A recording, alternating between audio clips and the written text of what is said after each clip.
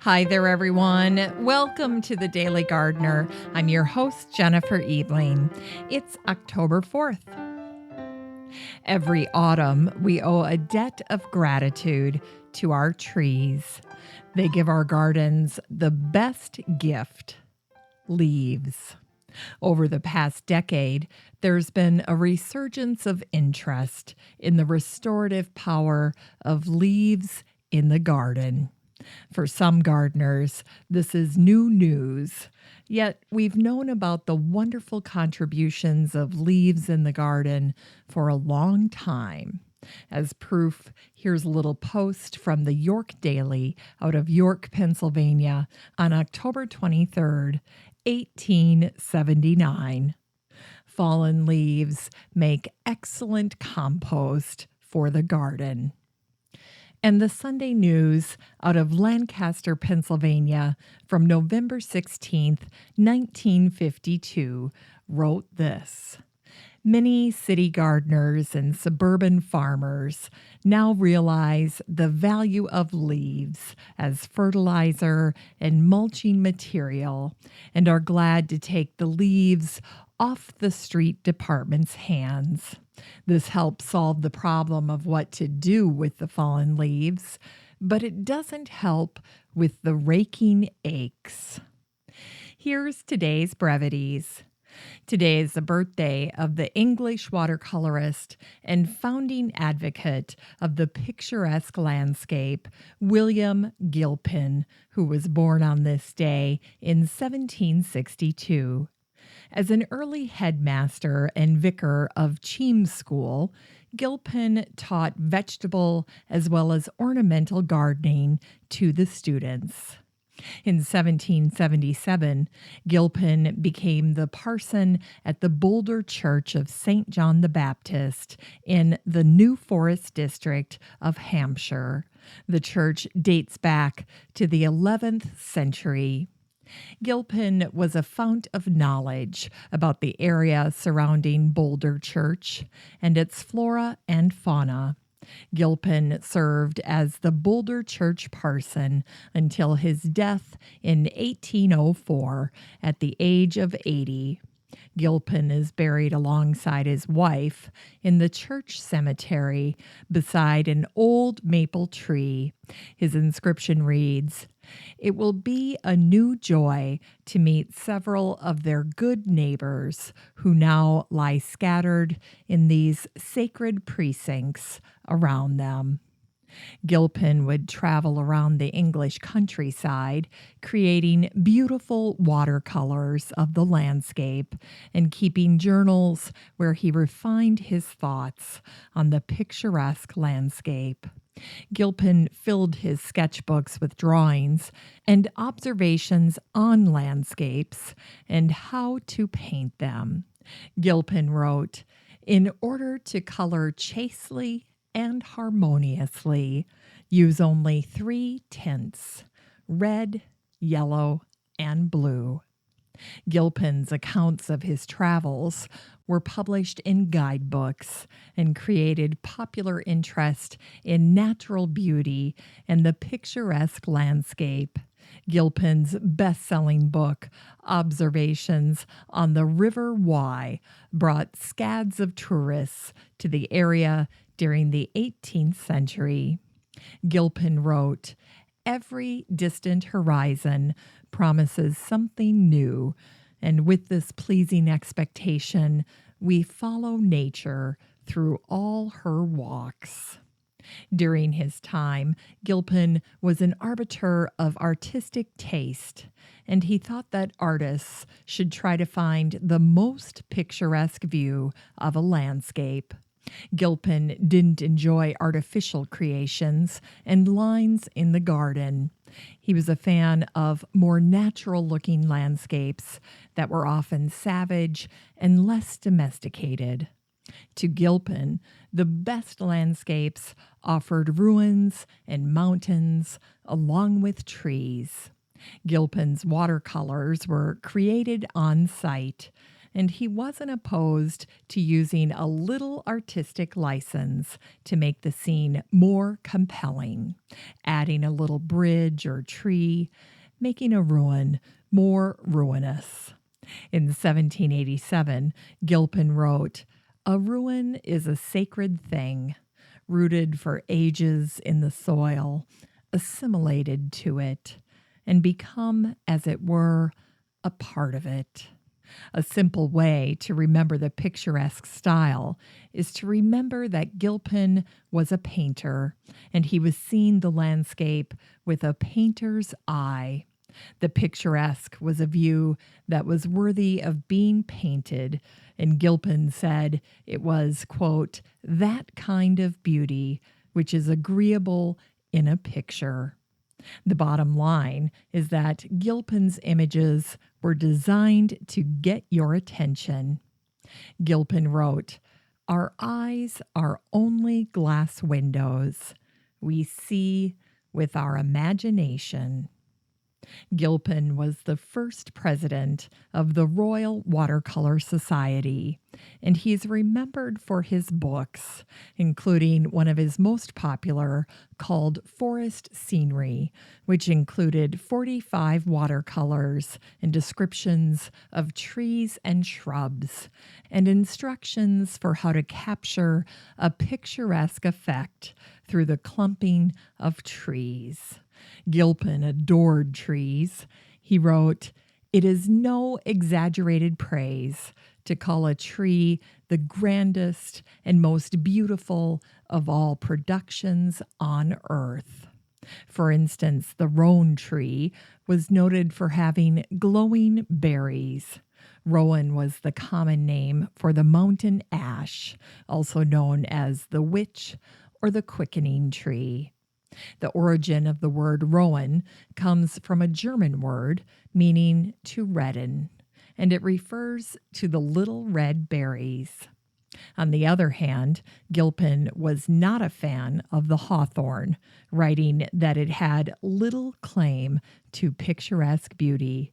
Gilpin went on, "It is but a poor appendage. Its shape is bad. It does not taper and point like the holly, but is rather a matted, round, heavy bush. Its fragrance indeed is great, but its bloom, which is the source of that fragrance, is spread over it in too much profusion." In 1832, Gilpin published Practical Hints Upon Landscape Gardening. He wrote it because he said he felt there was little practical information in the books available at the time. One of my favorite parts of the book is where he discusses how to get a client to support ideas for their landscape. He wrote, "It has ever appeared to me that a very essential part of an improver's duty is to explain to the proprietor the principles upon which he suggests any plan of improvement. This, during the progress of the work, not only enhances the pleasure of the proprietor and assists his general taste, but it also ensures his future care through the periodical prunings and thinnings which must of necessity take place." Gilpin encouraged landscapers, he referred to them as improvers, to educate their clients to overcome objections and prejudice.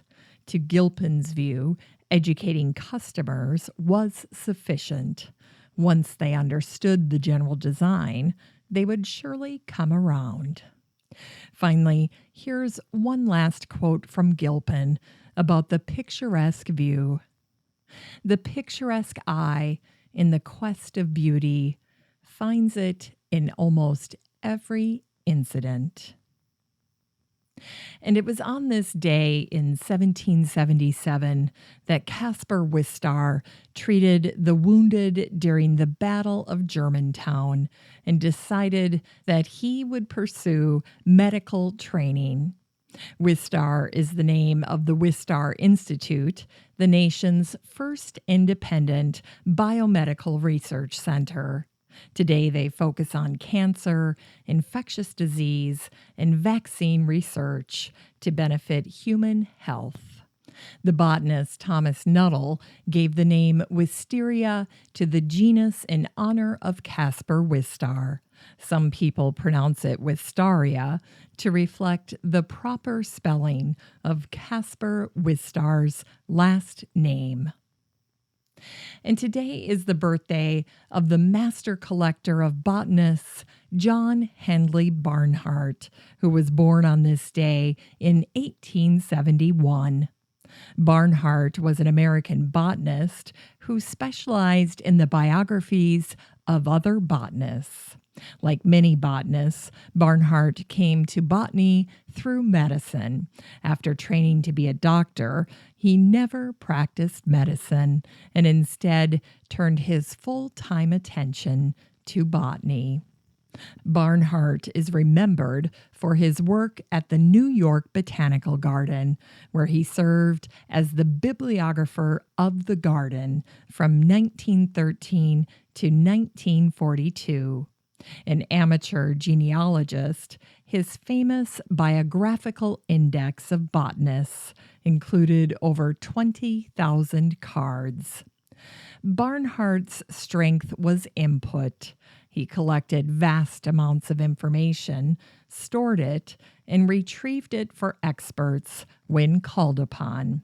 His obituary stated that scientists all over the world leveraged Barnhart for their research. An article featured in the Nebraska State Journal from December 12, 1919, had a fascinating headline. It read, "Famous Botanists Who Never Breathed." Here's what it said. Dr. Barnhart declares that the subjects of 11 biographical sketches of botanists in Appleton's Cyclopedia of American Biography are figments, that their births, names, voyages, scientific adventures, and their numerous books, so solemnly given by title and number of volumes, existed only in the mind of some falsifier of the human record. For instance, an Alexander Daniel Kohler, who supposedly, inspired by Humboldt, came to America, lived 7 years at Santa Fe, explored South America, and wrote, among many other works, Flora Brasiliensis in 4 volumes. Barnhart believed that the 11 fake botanist biographies were the work of one person, but we don't know who or why they did it. There was another fun newspaper account of Barnhart. This one was from the Brooklyn Daily Eagle from April 27, 1934. It gave an account of a lecture by Barnhart on the wildflowers of North America. He said, "Buttercups and bright red columbines that once covered the countryside are in increasing danger of extinction. The purplish white blossoms of mountain laurel are generally conceded to be the loveliest of all North American wildflowers. Drosera, commonly known as the sundews, are the only carnivorous northern flower that trips and devours tiny insects by means of sticky, porous leaves, and it has a demure, deceptive yellow blossom. The coy trillium and the strange, bloated pitcher flower are among the curiosities of this part of the world, while the airy white flower, Dutchman's breeches, looks the most nonchalant. Certain flower names, like those of the rose and the lily, have come down to us almost unchanged since ancient times and are practically similar in all European languages." In unearthed words, here's a children's song from the 1880s.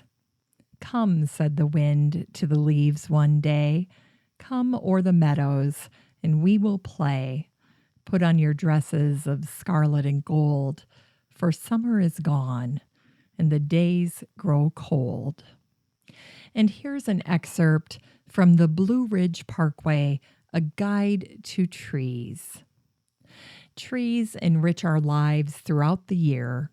They reassure us with the rustle of their leaves, give us shade to soothe our overheated bodies, and they bring delight to us when we watch birds nest in their boughs. However, it is only during the fall that they wave flamboyant foliage that seems to demand our attention. Today's book recommendation is The Urban Homestead by Kelly Coyne and Eric Knudsen. The 2010 book is the updated version of the best-selling classic. It features a dozen new projects. The New York Times said this book was the contemporary Bible on urban homesteading. The book is an excellent resource. It's an idea book. It gives you the tools to get started on the path to self-sufficiency, and it offers fantastic examples of how, no matter the size of your space, you can support yourself and your family in an environmentally responsible way. The authors, Coyne and Knudsen, are the creators of the blog Root Simple, a green living and self-reliance resource for homesteaders, urban and otherwise, and they live in Los Angeles. Here's today's garden chore. Thoroughly wash and inspect your houseplants before bringing them back indoors. My houseplants get a nice spa day in the kitchen sink when they come back inside for the winter. First, they get a little time to acclimate to the temperature inside before they get their turn at the sink. Then I wash the leaves with sharp sprays of water and a little Dawn dish soap. And don't forget about the bottom and the sides of the pot. That needs to get cleaned as well. There's no need to track in extra dirt or insects. Finally, here's something sweet to revive the little botanic spark in your heart. Today's show started out with a little monologue about leaves, and I thought I'd share this adorable little advertisement from W.C. Landon and Company that was in the Rutland Daily Herald out of Vermont in September of 1927. It said this: whether you save your leaves for excellent cover for garden and lawn, or whether you burn them, you need a good rake to get them together. Here are 4 different kinds, all good. The Japanese sweep rake, light and handy, but not for heavy work, $1. The wood lawn rake with 24 teeth for heavy work, $1. The Hoover wire lawn rake is much favored at 75 cents.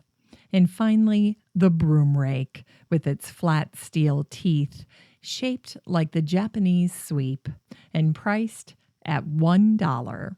So there you go, a little summary of rake options available in Vermont in 1927.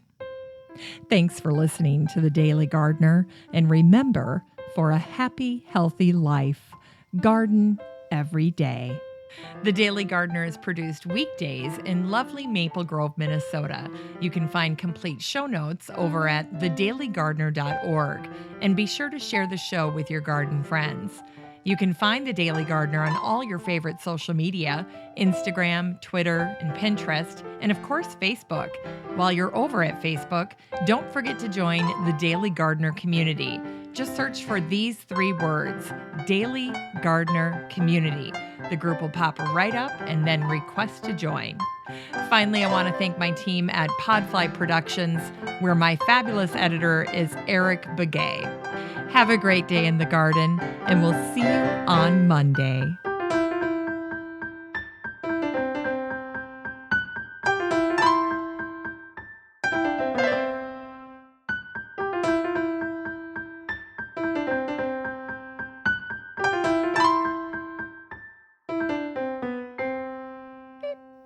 Hi there, everyone. Welcome to the the church datebacks of Hampshire. The church dateback ruins. Yeah. A simple way to remember the picturesque, to reflect the proper spelling of the Caspar Wistar. He never practiced at it. He never and are practically similar and are practically come, said the lit. Okay, here we go. Okay. Today's book recommendation, start that again.